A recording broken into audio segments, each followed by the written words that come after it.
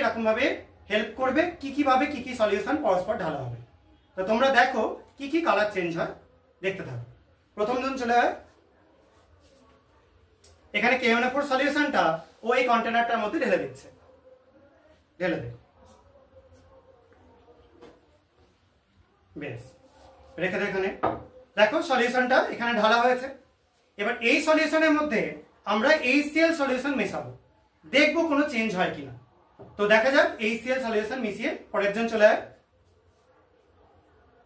ঢাল। দেখো HCl solution মেশানো হলো।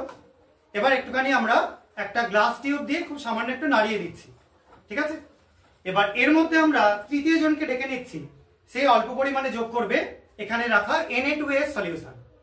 অল্প অল্প করে যোগ কর, আর তুই স্টারার দিয়ে কন্টিনিউ নাড়া এটাকে আরো কিছুটা।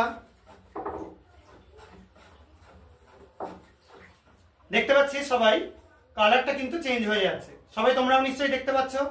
এটার কালার যেটা ছিল সেটা থেকে পুরোপুরি কালারটা ডিসঅ্যাপিয়ার করে গেল, ভ্যানিশ হয়ে গেল।